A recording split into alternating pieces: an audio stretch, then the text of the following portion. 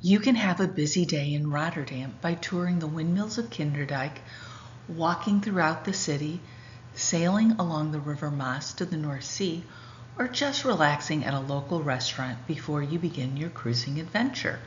Let's get started to see some of the sights of Rotterdam.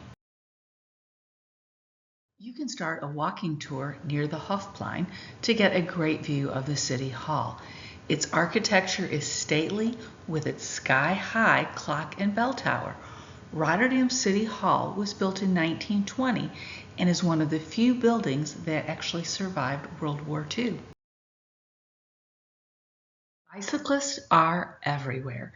Cycling is the second most common way to get around in the Netherlands. The country has many cycle paths, ample bicycle parking, and the cycling routes are shorter and more direct than the car route. A must-see is the cube houses, as they are truly unique. The cube houses are a set of innovative homes designed by the architect Piet Blom. Their main purpose is to optimize the space inside. Blom opposed conventional residential architecture by tilting the cube shape to a 45-degree angle and then rested it upon a hexagon-shaped pylon. One of the cube homes is open to the public so you can visit it. Near the cube houses is Blacktoren, or the Pencil, a residential tower that was also designed by Piet Blom. Its circular design with pointy top reminds you of a sharpened pencil, and its upside-down windows are quirky. The Erasmus Bridge, often called the Swan, spans the River Maas. It's a modern icon of Rotterdam. The bridge's sleek design connects the north and south parts of the city, and the best way to experience the Erasmus Bridge is simply by walking across it. The views of the River Maas and the city skyline are fantastic. If you are in the city at night, the bridge is beautifully lit up. Also near the bridge is the Rotterdam building, which is known for its unique architecture. The building is made up of 3 interconnected towers with amazing views. Enjoy Rotterdam's architecture while touring the city. It's ultra-modern, as you can see by these innovative buildings and sculptures. And of course, there are several canals and waterways in the city. Lots of boats and city skyscrapers line the canals as well. You can also visit the 19 windmills of Kinderdijk, which were built between 1738 and 1740. Kinderdijk is the largest concentration of old windmills in the Netherlands and is a UNESCO World Heritage Site since 1997. You can tour Kinderdijk by walking through the settlement or by taking a canal cruise. We opted for the walking tour. For centuries, the Netherlands has battled the sea by reclaiming low-lying lands and converting the marshy estuaries into fertile farmland. Their solution? Using windmills to pump out the excess water.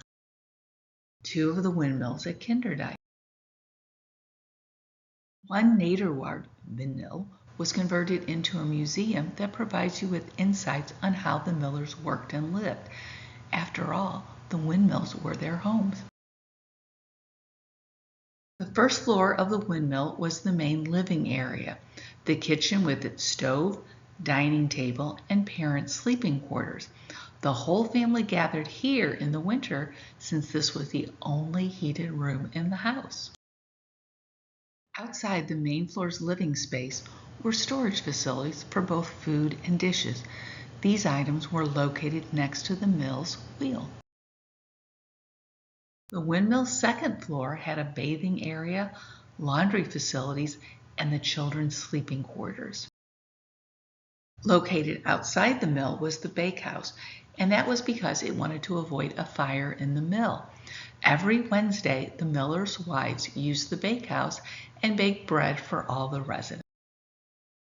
On the way back to the ship, Mother Nature treated us to a special double rainbow. We did a back-to-back cruise, so this was a turnaround day. Passengers disembarked from the first cruise, and then new cruises arrived to join the next one.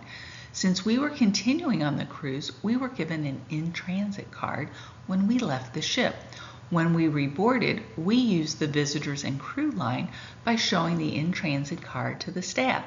The in-transit card made leaving the ship easy, as we could disembark with other passengers and then reboard via a shorter line with no security checks. The sail away from Rotterdam was cloudy with a slight sprinkling of rain.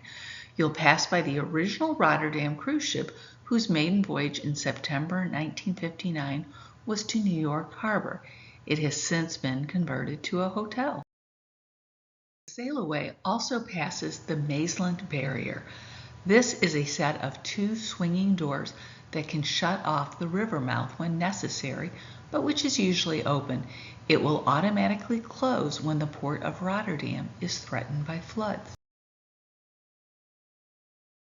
There's lots to do to fill a day in Rotterdam. Touring the windmills of Kinderdijk, walking throughout the city, and sailing along the River Maas are to name a few. I hope this video sparked some ideas for your visit. Thanks for watching, and if you found the video informative or helpful, please hit the like button or consider subscribing to the channel, as I really do appreciate it.